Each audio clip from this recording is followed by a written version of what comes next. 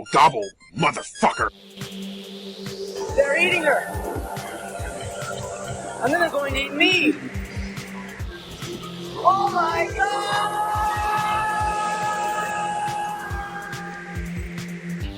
Estrogen levels peaking. It's like she's in heat. When are you gonna grow up, man? Chicks love cars. If you want to get into their pants, you better have a nice, hot Ferrari. She's my hot Ferrari. Besides, I love my Mustang, which is a plug-in hybrid. It gets 100 mpg. Oh, no, not the beast! Not the beast! Ah! Open my eyes!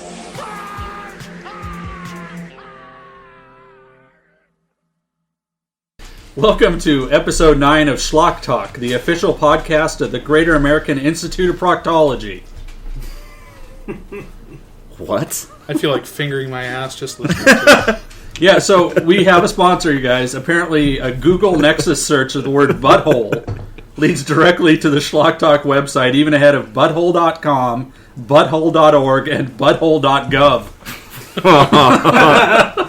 Someone did that search, and I was contacted by the GAIP last week.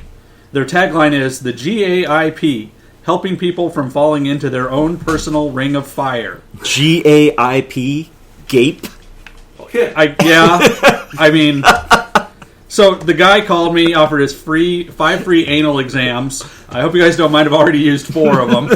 We all have to share the last one. Joel, go ahead. Just look at the website. Just gonna be some. Let's see. We'll pull this up here. But I mean, like a human centipede thing. We can all get that last one working now. I can be the bottom of the pyramid with my ass spread open. You guys just got to kind of pile on top. Human centipede. Search for buttholes. Is that what you do? No, I'm beginning to wonder if this isn't a real thing. And I've just been anally probed 4 times by some random dude. Well, you know Craig. He's not really random. The first thing when you search butthole is the new vagina. Vice.com. Oh, nice. My boss basically begged me to write this article because he thinks I'm obsessed with buttholes. We need to apparently up pay so that we can get higher on the search engine list. Yep. All right, so tonight's movie is Barbarian Queen from 1984, directed by Hector Oliveira. Thank you, Hector. Yes. I love you, Hector. Alan loves this movie. Best tits ever. That's all I'm saying. Creepily loves this movie. Yeah. I was at a real loss on how to write an intro for Barbarian Queen, and at first I wasn't completely sure why. After a few days of cognitive dissonance, I figured out that the last few months spent watching the worst world cinema has to offer may have permanently conditioned me to forget about the things most normal movie viewers have come to expect, even on a subconscious level. You see, after a steady diet of kung fu, rape revenge, wasteland mutants, forbidden zones, skateboard-mounted flamethrowers, and at least 7 distinct species of creeping ooze, a viewer like me begins to slough off brain cells. Things like logical dialogue, cause and effect, beginnings, middles and ends, and even semi-plausible sequences of events that don't involve laser weapons or puppets that sexually assault people. These parts of my neural cortex have been permanently replaced with things like discarded used condoms, glowing reanimation juice, and watermelon-flavored Hubba Bubba. You see, I and presumably the rest of Schlock Talk crew are steadily but surely becoming dumber, and we're only 9 episodes into what we are planning will be a years-long endeavor. I, for one, barely had the needed neurons to spare, being as I spent most of my toddler years taped to a toilet seat in a closet, being raised by a gang of gypsies who brought me out of the said closet once in a while to try and sell me to seedy NAMBLA members. No takers, mind you. All of this has more or less ensured that I would spend my adult life with an IQ score several clicks south of 80, and now I find that plunging from these already low levels to bring you Schlock Talk. So please keep that in mind in the future when there are occasional podcast interruptions for needed diaper changes because I made another doo-doo and they need to change it before I figure out what's going on and start smearing and or eating it. And know, too, that the drip-drip sound you keep hearing is most assuredly a steady stream of drool that I no longer care to control, splashing on the microphone. All because we want to bring you the best possible podcast about the worst possible movies. The kinds of movies that make Barbarian Queen seem competent and well made. So that's the official intro for Barbarian Queen. And I want to say I picked this movie out especially for Craig, who likes fantasy movies, correct? I don't necessarily like fantasy movies because the majority of them are crap, but I like fantasy as a genre in general. My dog will not stop climbing and clawing the back of my head. Please stop that. Do you like fantasy because you're a fairy? He's not ardent. I sometimes put on wings and glitter. I saw him You've more. seen that. I'd see Craig more as a wood nymph or something like that.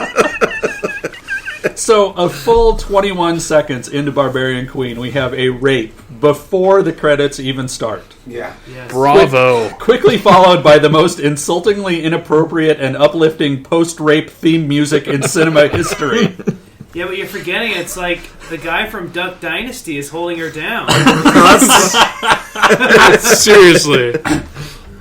And so we kind of are introduced to a small riverside village, and I had to wonder at this point in the movie if the director didn't just set up a camera outside the worst Ren Fair face painting booth in the world. Scratch that, it turns out to be the worst boob painting Ren Fair booth in the world. For some reason, I expect them to start screaming, "Get out, Mel Brooks!" When that scene first started, I really thought it was like one of the Ewok movies made for TV. Yeah. So we find out immediately that Prince Argon is the groom, and I had to wonder if he is in fact the royal heir to the periodic table of the elements. Also, this guy is clearly more comfortable in the company of men. And his cross chest plate makes me wonder if he's a Lost Masters of the Universe character. I know. Are you talking about his pec implants? No, I'm talking about he has like He's got this white It's like leather this cross chest thing. harness. Yeah, chest harness. Bandolier And it's cross just thing. like he just screamed out by the power of Grayskull prior to filming, prior to And shooting. he's surrounded by guys with bamboo bustiers on Yeah. for some reason. So would he be She-Man? Would he No, be would you stop? Suck Would you stop that joke right there? Suck or? Please stop. Please, for the love of Christ, stop. So anyway, I realized how awesome that Barbarian Queen was when we're only 2 minutes and 45 seconds in, and we already have our third unique set of boobs. Not only that, but it's like this weird finger painting scene. This girl walks in, and this guy walks up to her, and he's like, "Hey," and they just talk for half a second, and then he just pulls down her bra and starts finger painting a nipple. And she just smiles at him. Well, you know, like Not in creepy at all. the Middle Ages, that was kind of like asking for a girl's number. Yeah. Is finger paint. Would you like my digits wrapped around your tits?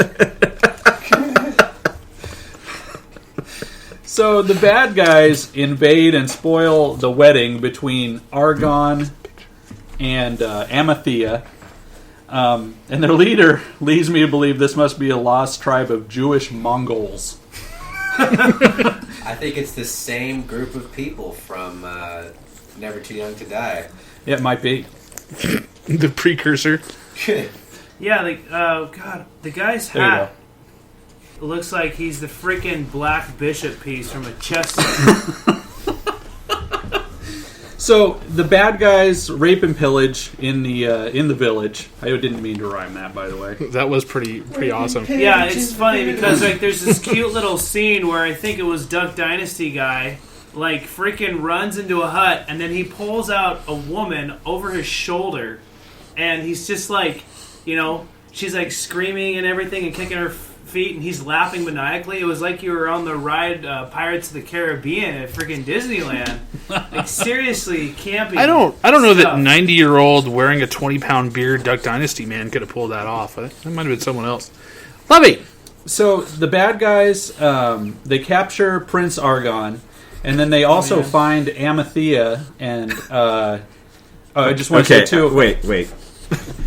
Lovey is pretty much humping the back of Craig's neck right now. She's not hoping, but it was quite epic how she got up there. She jumped up on the chair that I was sitting on, like totally ignoring me, And then she cat hopped from the seat of the chair to the back of Craig's chair. This is a freaking bulldog who's doing a tiny this. Bulldog. Yep. It was the craziest It's thing a bulldozer. And now she's licking the shit out of him. Yep. They're French kissing. You can hear her. So at the That aside. That's freaking her out. It's like her mating call. Oh, thank God. So at the 7-minute mark, Barbarian Queen, we have boobs set number 4. Woo! And also during this part of the film, a guy hops onto one of the women in the village while all the pillaging and enslaving is still going on. I had to wonder if this wasn't a huge breach of rape etiquette. Yeah. Right? Shame on you, out of order rapist. No. Look. If you leave the girl till after the fighting is done, she's either going to be dead, or you're going to be having like sloppy fifths on this girl. You know, etiquette dictates that if you want to be first, you don't wait in line. You just rape the chick right then and there in the middle of the sword fight. it might be good to Take wait your chances. until the battle's almost it. over. But think about this, all right? No, just go to the side. Pretend Joel and I are fighting a battle, right? And during raping the each middle other? of the battle, while Joel's fighting other people, I decide, no, Joel can go fight people. I'm going to rape this bitch here. It's just disrespectful. All right? What about Joel? To You gotta Joel? think about him. I'd say so much disrespectful and violating etiquette is just the guy was like seriously like raping her right in the middle of the battlefield. They were in the way of the horses. I mean, someone there is going to want to get like an easy kill, and they're like, "Well, hey, that guy is not clearly wielding a weapon." An easy Well, that's kill not what was. she said. Is So- the mic picking this up? Because It is. It is, yes. So Great. Amethea decides to get inside a hut and then burn it down with herself inside, which seems like a questionable strategy. And the bad guys take the rest of the village as slaves. And we find out that Amethea is actually alive, and she's pissed because these guys had just ruined her wedding day to a barely closeted gay man. I like how, okay, so to Clearly escape gay the man. clutches of evil, she lights a straw hut she's in on fire. This thing blazes up like a goddamn inferno. Yeah. And how does she survive? She hides under the debris that apparently the fire caused. How does this work? How does this save your life from a burning building to wait till it's burned up enough that you can hide under it? Oh, I know. And with all the Aquanet she's wearing, she would have gone up like a matchstick. So Amethea swears to seek revenge on the people from that we'll later find out from the city nearby. So Amethea finds another woman who's escaped from the bad guys, and they decide to go down to the river in what is clearly an aluminum canoe, which There was must be. there was two women she found, right? Might I comment Oh, yeah, on this she did other find woman's attire? It looks like she either has 2 sheep heads glued to her ass, or they're just like hairs that she just caught when she was out hunting. And so they also meet up with a third girl, and it's like these 3 girls are like your typical high school girl trio: the blonde, the lesbian, and the fat one who can't keep the sandwich out of her face. And so while they're going down the river, they catch a human head at one point. Apparently their fishing skills need a little bit of work. Yeah. Hey, it's food. No, Yeah. they probably thought it was a fish. You know, Yeah. pretty sheltered barbarian queen lives. And so while they're heading down the river, they happen across an encampment of the bad guys, and if you got to look quickly, but you miss boob pair number 5 at 12 minutes and 10 seconds, and these were Craig's favorite pair of boobs. They were awesome boobs. They were slightly mutilated, which isn't necessarily a turnoff for me. I mean, some branding marks on a woman means she's kind of more docile and more willing to. No, I think We're some willing people to are not accept allowed and in my house. We're willing to accept and love a large man like myself because she's chained to a post. So this woman is chained to a fence, and she's about to be raped by Where the Sidewalk Ends author Shel Silverstein. Oh, Jesus. And so Amethea stabs the would-be rapist through the neck, and based on the look on the girl's face, she will now apparently suffer from PTSD for the rest of her life. I think I'm going to suffer from something. Is Punctuated with gas. So while all this is happening, on the nicely appointed open-air veranda with water view, the members of Three Dog Night are having their early afternoon helping of mead. Amethea kills the mustache guy and then tackles another one off the deck and apparently has her period in the water. That's what I saw. She's lucky there weren't any piranhas. Yeah. Clever thing to note is that for some reason, did Roger Corman direct this crap? I don't know.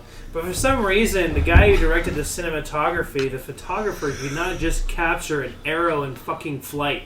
You see someone draw a bow, let go, and then all of a sudden there's someone with an arrow stuck in them. Going, ah! She drew the bow so it had enough tension so the arrow would drop the moment she let go, but somehow it propelled itself through the other man's chest, like you said, because he held it there. Somehow I felt like she should have went, when she let go of the bow. I love half the sword fighting. It suffers from the standard fantasy sword fighting crap where someone holds up a sword and the other person attacks the sword instead of the person. Yes. And then the other half of it is they fight people who are off screen so they can save on the budgetary concerns of having a sword fight. Yeah, might I mention also that these swords are so fucking dull they couldn't cut through air. Thanks, Gabe. I found this really informative because I had no idea that Maybelline existed in the Middle Ages. There was more hairspray and makeup used in this movie than Tammy Faye Baker's entire career. And the entire 1980s hair metal band phenomenon. Poison had less on than these people did. So the girls are able to defeat all the members of Grand Funk Railroad, and they find Amethea's sister, Taramis, who was played by Dawn Dunlap. Gabe's woman. Does she get topless choice. in this, Gabe? Spoiler. She gets topless a few times, yeah. Which I'm all for that, by the way. Anyway, so while all this is going on... oh, shit. What's her name? Sorry, I gotta find her face. And Craig's drinking out of the water bowl again. I'm thirsty. So while all this is going on... tongue after licking me for a half hour. While all this is going on, Elstrid, the fat one who's been trying to nurse Shel Silverstein's rape victim back to health, but she dies anyway, and she says, "I gave her water." But based on how brown and murky the water is, this has to be what killed her. It was blue before they dunked their heads in it. Don't you know? It was all their eyeshadow. You never give a person who's dying water. Duh. Plus she had her period in there. Yeah, that didn't help. So the group later on are camping out that night, and they tell Elstrid that she has to leave out some food for the night children, or they'll be eaten in their sleep. And the night children are people who've been eaten by animals, and this turns them into a small child who roams the forest for eternity. And they never mention that. Well, they mention it one more time, but this never comes up in the actual movie. I think this is probably something they didn't have the budget to include. No, the whole reason they did it was to trick her to stop eating. That was the whole thing. Because they did the wink, wink, nod, nod to each other when they said it. Yeah, it's just pretty funny. It's like, did she not tell it was just some crazy Girl Scout reindeering game that they were doing just to fucking mess with her? Chupacabra. Yeah, you can find that snipe. Yeah. So they meet up with Robin Hood's not-so-merry men, and a kid agrees to go with them. The luckiest kid in the world. Yeah, Let me say that again. The luckiest Child kid in the world. The luckiest young human being. Whose haircut makes me want to slap his bitch face. So they camp out again, and Taramis is keeping up with like a PTSD theme. She has a bad dream, and we find out that the kid is actually a young girl, which makes the haircut slightly more forgivable. Not really. Yeah. Not really at all. And I think the moment is they come across these guards or these who are like, roaming about, and then one of the guards says, "It's just a little girl," and everyone I was watching it with suddenly blinked and went, "That's a girl?" Did he say that's a girl? Did he say, huh? There was just a no wave of confusion that went over all of us before we was, resigned to And the if fact she that it was is, a I girl. got bad news for you parents. I think she likes girls. Yeah, the way she follows these women around, I think you might be right. She's definitely a Girl Scout member. She was attracted to the scent of blood. Let's be honest. If you had honest, gay or straight, if you had the choice of following around the people who were in her village or the people from the village of the ungodly, beautiful goddesses, which one would you go with? I mean, she's got a cyclops for a father and a bunch of old folk as her protectors. Not only that, she thought she could score some makeup samples. Yeah. Maybe people would stop going, hey, boy. So the group has to travel through some caverns to the gates of the city, and they find the leader of the rebels, the guy with the eye patch, who's performing surgery on someone with the handle end of a spoon? Yeah. That's how they did it back then. They entered it with, like, we have brave men here. And then the guy being tapped by the handle of the spoon suddenly screams out in pain. Yeah. Like, If I don't you're know. being slowly stabbed with a very dull instrument, I would scream too. And so this With journey... pleasure. This God, journey... with pleasure. Alan really loves this movie. Almost as much as I love Don Dunlap. Is that possible?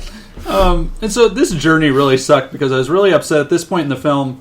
Has gone 18 full minutes without any boobs. Not cool, Barbarian Queen.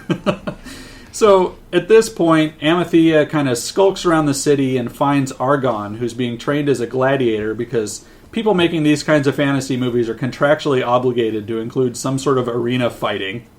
Well, we missed the obvious Jewish reference with the guy with the yellow cloth. Oh, yeah.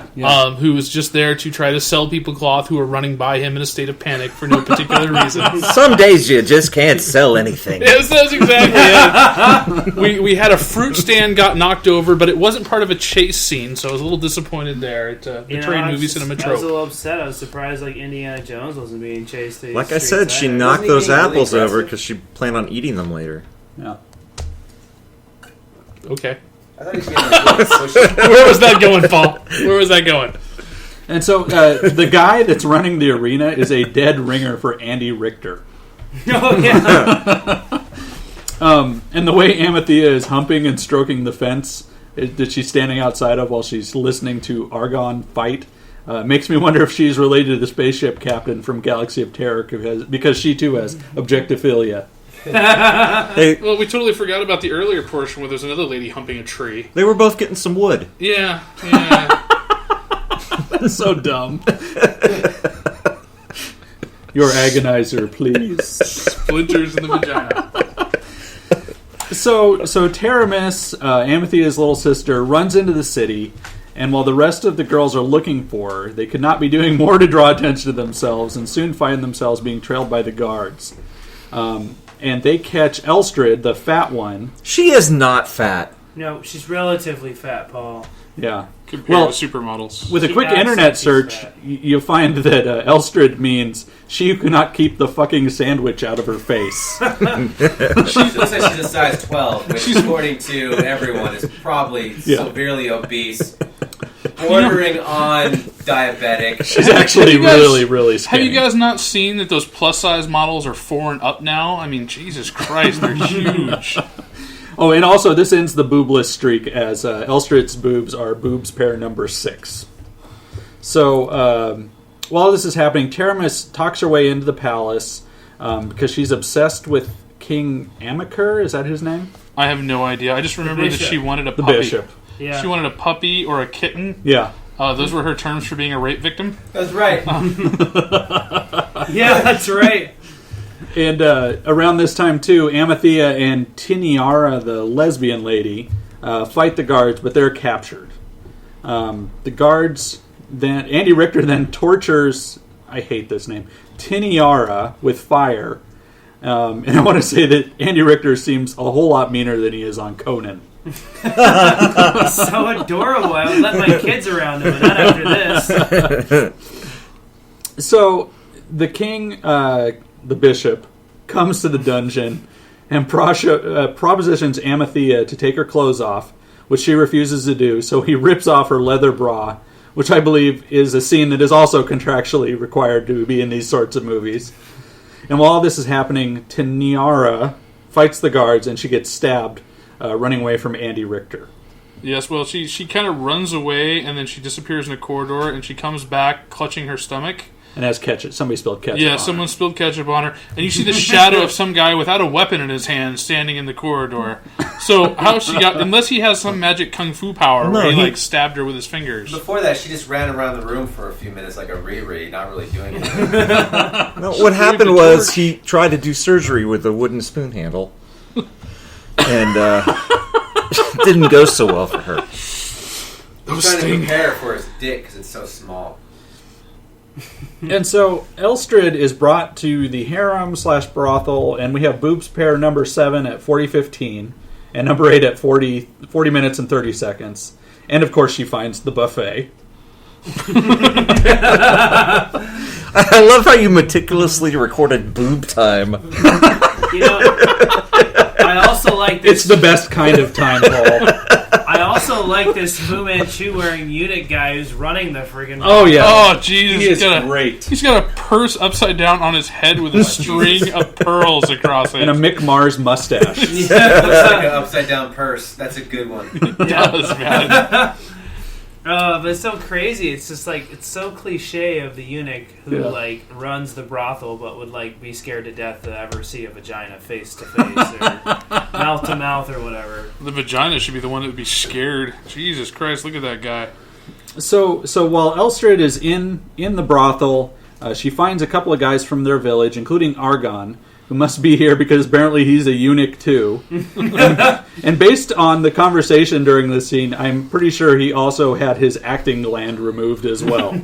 I talk like this the whole movie long. Hey, no, bad things will happen soon. We must fight to win because if we don't win, we will lose. This is the kind of crap that you hear from this guy. Well, I think you're being kind of hard on him because I thought argon was a gas. So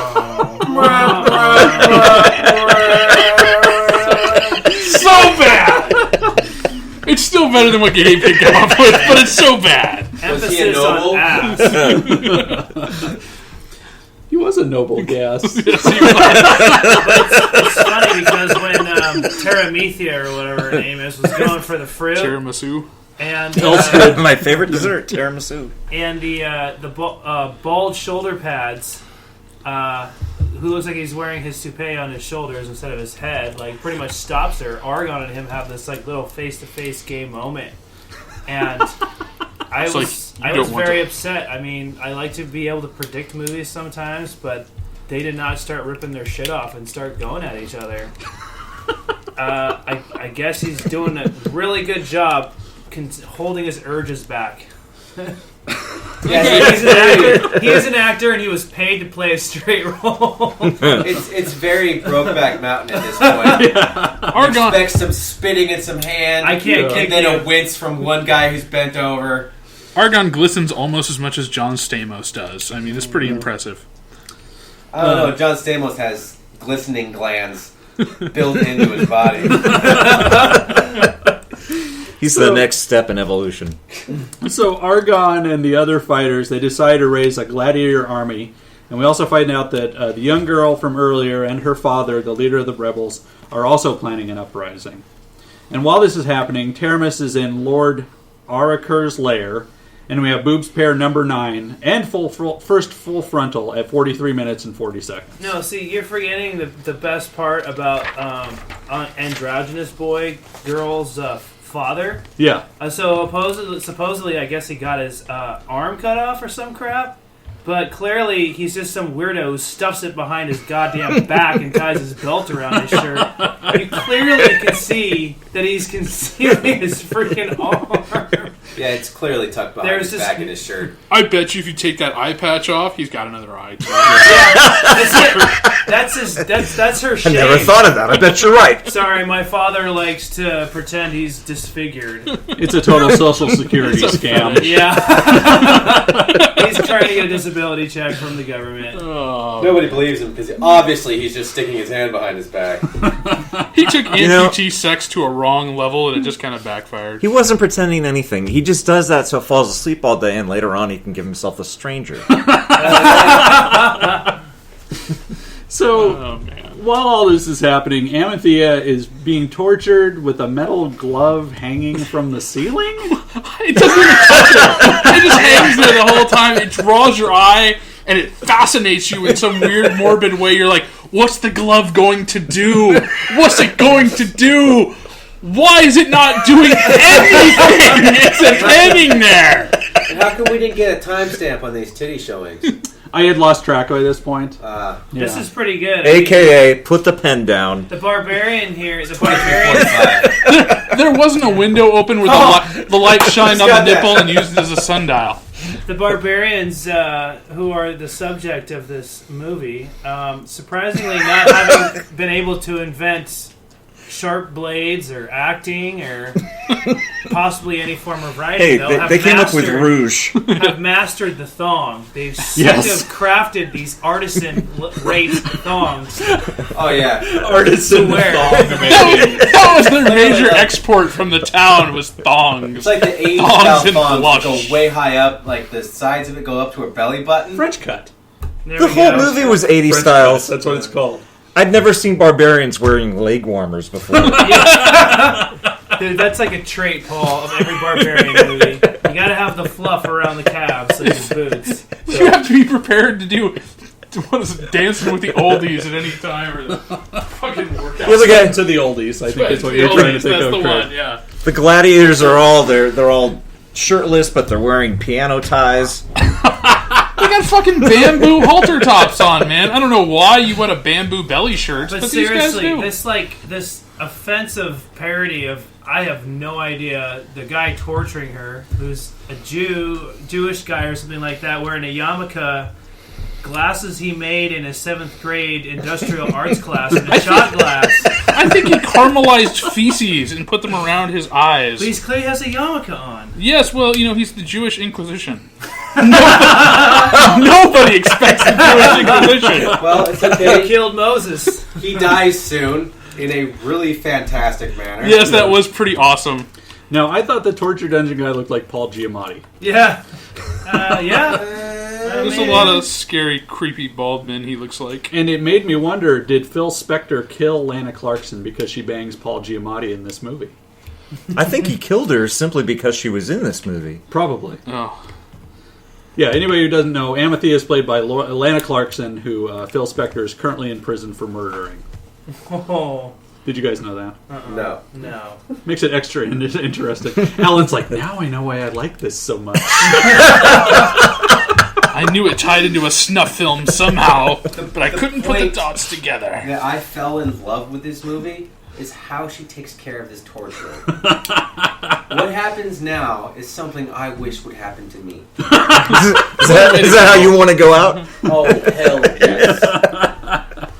So Paul Giamatti starts to rape Amanthea, and she squeezes his dick with her barbarian super kegels. And she shoves him into what it turns out is a poorly placed acid vat. Oh, man. God, really? Why did he leave the cover off? She's got him trapped in her vag, and she's like, untie me. And so, like a moron, he unties her. He just pushes her in this vat of acid. It's awesome. And she's What a way to clamped go. down so tight that it's causing him pain. Yeah. What woman can do this? A barbarian queen. I think I can handle it. She's probably like, we have to catch our fish somehow. Well, unfortunately, Phil Spector put an end to that genetic lineage, Alan. Otherwise, we might know. Well, She had to practice really hard because, she needed to be extremely tight for her gay soon-to-be husband to actually enjoy anything from it. well, that No, tight like an anus. Yes. the way I interpreted it was that she had used the rat cage from the Ilsa movie,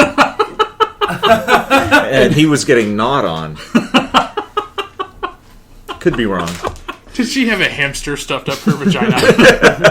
So back at the brothel, they're getting all the ladies ready to go have sex with the gladiators before the big arena show. It's not a bad life being a gladiator, No, I don't apparently. You think get so. good food, you get, attractive 80s women with a lot of hair products coming in at you and having sex with you, it's not a bad way to go. Worst comes to worst, some barbarian queen squeezes your dick to the point where it pops with her vagina.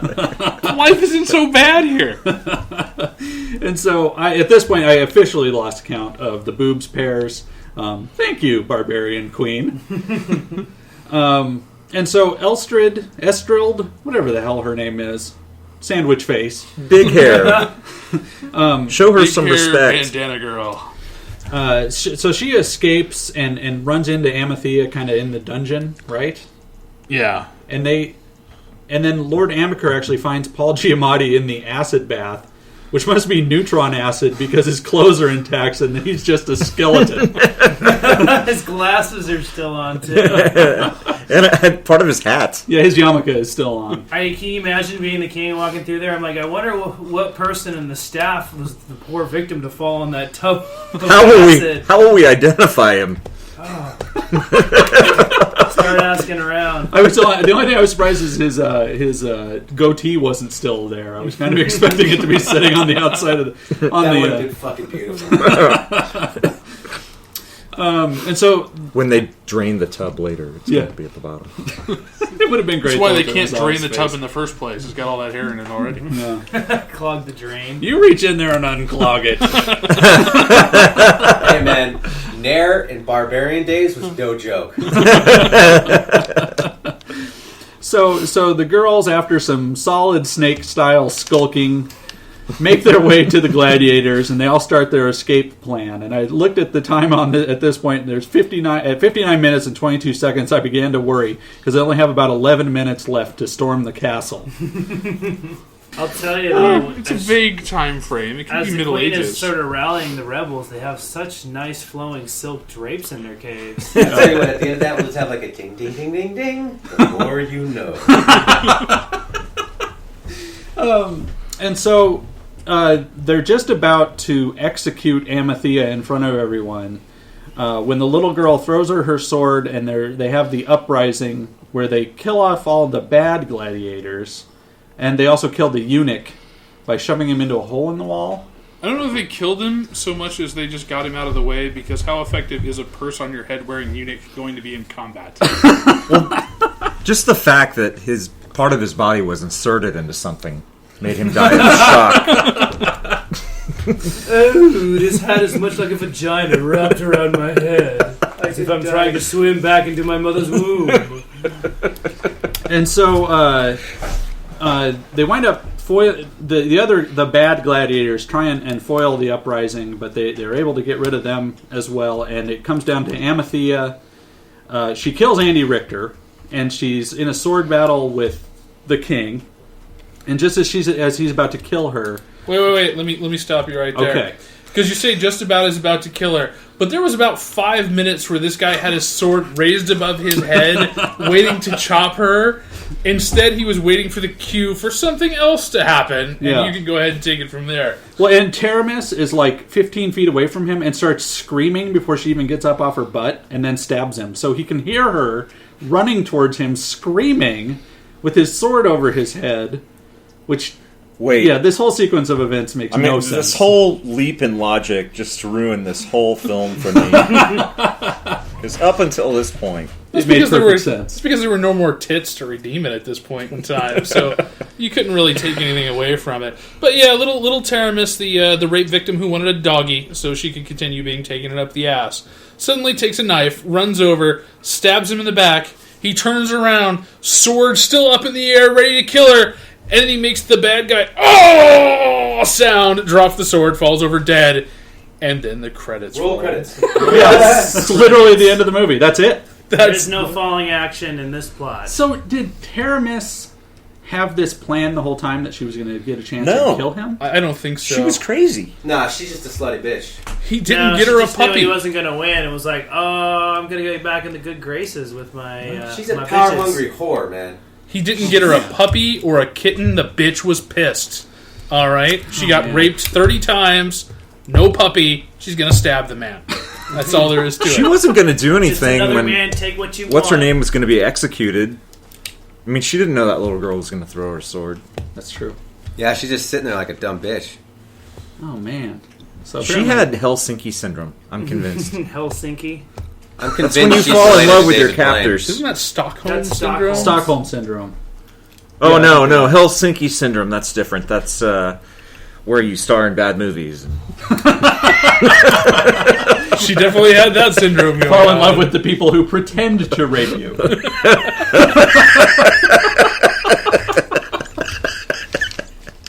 And so that's about it for God, I've even forgotten the name of this movie. Barbarian Queen. Barbarian Queen. But he can tell you what time the tits show up on the screen. Yes. This movie is about tits. If that has not come across to you yet, this was the kind of movie that I secretly would have enjoyed when I was 12, before the advent of internet porn, when you could sneak into the TV room when your parents were asleep at night and watch Skinamax. This is what that movie is. Yeah. It is the softcore Roger Corman after 10 p.m. Showtime caliber of movie Yeah. you'd watch. And About you know, 1986. the thing is, kind of like what Gabe alluded to earlier, since there was no tentacle rape or bathtubs full of dog feces involved, it just didn't have the zing to it that I'm used to in the regular porn that we watch these days. The regular porn or just the regular Schlock Talk movies? Well, both of those. I mean, the internet has spoiled me. You know, I can watch some transvestite fuck a cow's head thanks to Paul. So I'm just jaded about all the rest of it. You know, when Gabe shows me pictures of tits, he's like, "Look at these." I'm like, "There's no cow skull being fucked. Why am I even watching this?" So I've ruined it for you. And thanks to Schlock Talk, I can now watch movies like The Hobbit without crying. Sorry, guys. No, it's fine. So, and What scene in The Hobbit made you cry? The beginning to end, that's a terrible fucking movie. the whole thing. Hey, I know. Let's put fucking this stupid ass elf in here again. Why? Because Orlando Bloom needs some more fucking money. Let's just write him into it. No, it's perfect though. God, I because hate it. I would go to The Hobbit to watch you cry in hysterics for But he 3 won't No, I cry. told you. Because of Schlock Talk, I no longer have to cry. Because He's- you know he's it been could jaded. be worse. It could be worse. He's like, oh, God, I could be watching Vulgar again. Oh, God, God. no. I'm Oh, happy God, to no. be watching The Hobbit. Stop those words, Paul. No one should ever so watch bad. Vulgar. This is Hey. your PSA for the day. Yeah. Vulgar equals bad. Vulgar being talked about on Schlock Talk equals good, though. Yeah, it was a good. The only good thing that came of Vulgar was Schlock Talk. Yes. So, do we have a wild pitch? Do you guys want to play a shorter version of Which is the Let's Pitch? guess that pitch, Paul. Let's do it. I'll keep score again. Sorry, I had a trailer that I was working on, but I just couldn't get it finished. It'll be ready for next time. Or I'll just put it in there later. Okay. All right. So it's Which is the Pitch? Is that what it's called? Which is the Pitch? Which is the Pitch? Okay. All right. Let's say, just in case any people haven't heard the last episode, what's the game here? So basically, one of us usually does a wild pitch. What I've done is I've taken synopsises of real films and I mixed them up with some of my own little mini pitches, and you have to decide if it's a real movie or not. All right. And so this is being played between Craig and Joel and Alan. I don't play this game because frequently I know the answers because ridiculous amounts of this information is still in my head despite the oncoming mental retardation. And you know, just as a shout out to all our listeners, any movie that Paul made will star someone named Dick Johnson or Filleted Phil or Schlong Dickerson Yeah, I or gotta get something Paul. to that effect. I fooled you a couple of times. Peter Hermaphroditism. O'Toole. Yes. Transgender It's gotta be a issues. porn name. Peter O'Toole. Yeah. Okay, as you were, Paul. All right. First up, Terror of the Carnivorous Coat. Paul's practically giving this away by laughing as it is right A now. group of friends struggle for survival as they are faced with an ancient demonic evil of a bloodthirsty jacket. Oh, that's hard.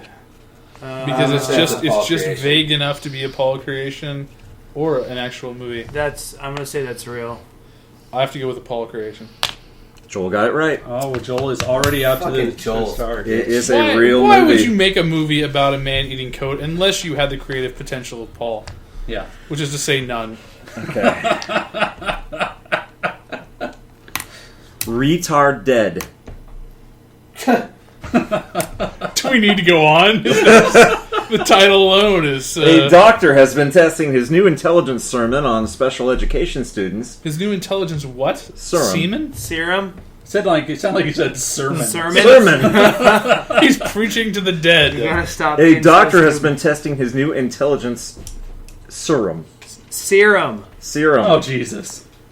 Once again, but A doctor. higher pitch. That's all, folks. Yeah. A doctor has been testing his intelligence drug on special education.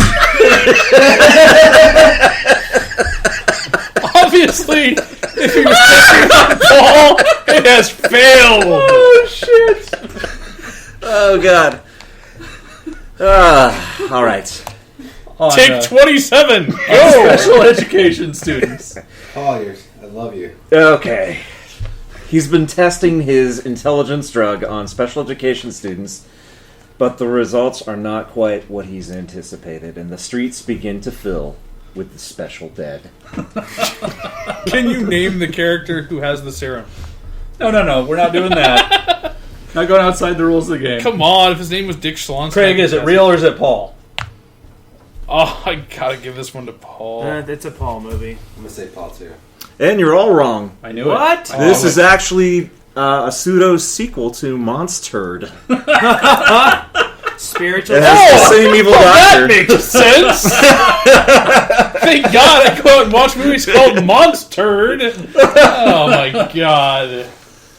All right. Next up. This one doesn't have the word syrup in it, does it? Hopefully not. Next up, Vamp Pie. Unbeknownst to the public, Dracula runs a popular bakery called the Bloody Good Bake Shop. He takes the form of cherry pies and attacks his unsuspecting customers using their blood to fill the special jelly donuts that he makes for vampires. Can Scotland Yard solve the mysteries of the pies that bite back before it's too late? Real movie. I'm gonna say that's real. I will dissent and say it's Paul. Craig got it right. I made that shit up. That's pretty good. I like Good job, it. Paul. I do say that is pretty good. Okay. This was so much harder than the last time. And I don't know if I'm being insulted by saying it's good and be like, oh, Paul couldn't do anything good. I just gonna say it's good. I said it straight out. I don't know why you should worry about saying it. Because I like Paul, and one day I would like this to blossom into a deeper relationship. Look, you have your butt sex on your own time. Paul writes garbage. Carry on. Well, if you're having butt sex, it won't be too deep. Okay, Born of the Blood Llama. Inbred hillbillies trap tourists at their World of Wool llama farm, where a crazed veterinarian is conducting genetic experiments that turn the animals into sex-starved beasts. I'm gonna say this one's real. I co-wrote this. It's real. That's a Paul. That's a Paul movie. Joel Craig, is you're going- wrong. Oh. It's real. That's what it was. I get 1 point. Craig is in the lead. I gotta take it. Woo! My faith in Paul's crappiness pays off. All Go right, ahead. One-eyed monster. Got one of those right here for you. baby. After being exposed to an unknown light, a man's penis gets possessed by an alien life form. It's a Paul movie. It rips itself off his body and goes on a killing spree. It's a Paul movie. Joel. I gotta go. It's a Paul movie. Real. Alan? I'm gonna say real. It stars Ron Jeremy. That means you could have just cast him for it, though. No, it's a real film. Yeah. How many you got left? I got a few. Okay, cool. Because we have a three-way tie. Right now, everybody has 2 right. Ooh. I'm so excited by the three-way portion of this. All right. There was more. My dick is hard. Bad biology. A woman with a mutated vagina is prone, is prone to killing her lovers during sex. When she gets pregnant, which happens quite frequently, her rapid metabolism causes her birth. Do you want me to read these for you, Paul? Causes her to birth malformed infants in a matter of minutes. She is sexually frustrated until she meets a man who keeps his monstrous dick under control by injecting it with lethal amounts of animal tranquilizers. Paul. You guys are all wrong. That is a straight up real movie. Bad Biology, real thing. I knew that one. Wow. Yeah, that is that's by the guy who did Basket Case, and Brain Damage, Frank Henenlotter, Frankenhooker. Yeah, sorry. You guys suck. I'm sorry, Dave. I think wait a that minute. definition you suck. Yeah, you're right. I'm not sure that makes you a better person. Okay. We've got a few more here. Plumber's crack. Clog Killer Carl is a successful plumber that specializes in fixing clogged drains. His secret to success is his ability to rip powerful pipe cleaning farts. But his toxic gas doesn't just dissolve hairballs. It also is a popular new designer drug. But one whiff can make people so high that they become crazy and violent. I'm going to say real, and I'm going to say this is a documentary on Joel's life. I just want to say, Jesus Christ, I hope this is Paul, because I don't want it to be real. This is a Paul film. This is a Paul film. All right. So Joel and Craig got that right? Yep. Okay. All right. Okay, I got a couple more. So Alan, if you get these next two right, and the other two guys get them wrong, you win. Yeah. There's not really anything to win in this game. Why don't we let the fans decide? They can vote. I guess. You hear that, Craig's mom? We know who she's going to vote for. Yeah. Joel. Thanks, Mom, you bitch. You vote on the reward, not on who wins. You just say, what does he win? What does he have coming to him? So that was a Paul, right? Paul and negligee. So it's like Plumber's Crack was a Paul, yes. Jenkum, the movie. Not familiar with that. Jenkum is that fake drug thing that people in Africa are supposedly doing, where they would shit and piss into Oh God, yeah. Oh, huffing? No, they shit and piss into a bottle. They put a balloon over the top of it, and then the gas fills up the balloon, and then they huff that. I did that. But it's not real. It's all real. Fake. No, it's fake. No, I've heard of shit did it smelling. the other day. Yeah. Snopes. It was good. Did Snopes say it was right or wrong? Real or fake? Let's do. What was it called again? Jenkum, I believe. Jen. The kids all do it nowadays. I got an empty Coke bottle. Let's just try it. I'm sure Craig's got some balloons around here. We know Joel's got gas. We've been hearing it all night. Pretty sure it's an urban legend. It's false. No, it's true. Thanks to Snopes. Okay. Snopes is God. And they say false. Okay, two more to go, guys. All right. Fat guy goes nutsoid. Two brothers befriend a fat escaped mental patient and accompany him on his misadventures in the big city. This is my life. Real. Real. Paul. It's real. It is real. I told you it's my life. All right. How many left? Two? One more. One more. So, whichever way one of you votes, the other one's going to vote the opposite way, just because that will ensure that one of you wins. Just saying. All Fuck that. No. I don't like your logic. I say we vote together. Okay. Yeah. Okay. Be strong, brother. Trash humpers. Paul. The film follows the lives... Should I just stop right there? No, I want to hear the pitch. No, I want to hear it. Yeah. The film follows the lives of three elderly sociopaths who like to have sex with garbage cans. Paul. Paul. That It's is a real movie. By the director of Spring Breakers. That guy? Yeah. Okay. Harmony Korine. Isn't that the guy that did Kids? He wrote Kids, and he also directed Gummo. Oh, yeah, Gummo and stuff. He also did Mr. Lonely. He also did Mr. Lonely. Yeah, he directed...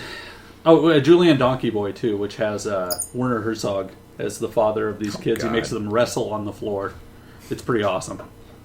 Have you seen Trash Humpers? No. But I heard it's good. It's an hour of guys in old man masks running around humping trash. Which surprises me that you haven't seen it. That's what it is. So anyway, that's the end of episode 9. It was a tie, right? It was a tie. It was a tie. Joel and Craig tied. right. And we both went a night with Paul and negligee. Just want to remind listeners. So I'm the winner. I do have a Schlock Talk do's and don'ts. Oh, okay. Ooh. When we were watching Barbarian Queen at Joel's place, Joel found some other movie to watch, and it was called A Nymphoid Barbarian in Dinosaur Hell. Does that not sound like the most awesome movie ever? No, it's a trauma movie. It sounds terrible. This is an absolute don't. Awesome. Until you hear the sound of the movie. Yeah. Don't watch this movie. Don't listen to the soundtrack. If you can find the soundtrack, bury it where they buried the E.T. cartridges. Do a favor to the world. You guys should have just consulted with me. I could have told you. You just give me a phone call. I'll let you know if you should watch it or not. Just in the I don't future. know. I've seen some of the movies you like. That doesn't. But were they as bad as A Nymphoid Barbarian in Dinosaur Hell? Few things are. Cannibal Ferox was pretty damn close. Yeah, but Cannibal Ferox was also pretty damn awesome. No. Animal mutilation scenes were over the top. And my Schlock Talk do would be, I recently saw the movie You're Next. Ooh. And I really enjoyed it. It's The basically creepy masks. Yeah. Yeah, the animal masks, and it's basically home invasion. It's like a R-rated home invasion film mixed with Home Alone. Whoa, so there's like young Macaulay Culkin fighting him off. It's not Macaulay Culkin. But instead he's using his dad's drugs and his mom's sex toys or something like that. Booby traps. That's Home Alone 3. Now That the last movie was half already hour, made. like the last half hour, is like completely apeshit, right? Yeah. Yeah. Is it a horror flick? Yeah. It is. It's like a slasher movie.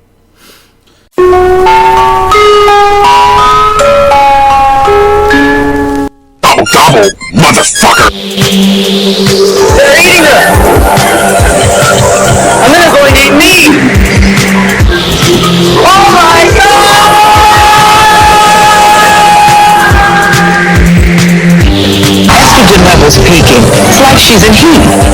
When are you gonna grow up, man? Chicks love cars. If you want to get into their pants, you better have a nice hot Ferrari. She's my hot rod. Besides, I love my Mustang, which is a plug-in hybrid.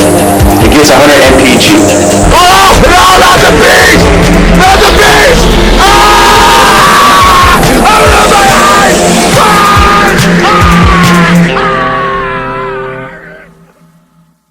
Yeah, I want to see that. All right. I watched it with my wife, and she was grabbing onto my knee tightly the entire time. It's the most action Paul's got in a long time. I know. I can't My wait for wife- the sequel. My wife won't watch any of this shit with me. She's been in the room a couple times while I've watched it, and then the responses I get are like, "What the fuck is this?" You know, occasionally my roommate wanders by while we're watching these things, and he'll wander in when someone's tits are being chopped off, or just the ungodliest moments of any film we could possibly watch. And It's fantastic. we try to tell him it's just bad timing, but the truth is, it's just on a loop reel. We're just waiting for him to come in. The snuff porn from Emmanuel. Yeah. I feel bad because my girlfriend's hardcore. She sat through the greater part of Ilsa. Nice. With me, yeah. What'd she say? Yeah. She's like, what the hell? She what watched we all Monstered with you. Oh, not Monstered, but Toilet of the She Dead. She watched Toilet of the Dead with me. She's watched the Astron 6 stuff, which is a definite do for Schlock Talks. Watch all of their Astron 6 crap. Yeah. She's an awesome chick. So that wraps it up for episode 9. Don't forget to like us on Facebook. Go to the website, listen to the podcast at SchlockTalk.com, and follow us on Twitter at Talking Schlock. Don't forget about YouTube. Oh yeah, YouTube too. YouTube.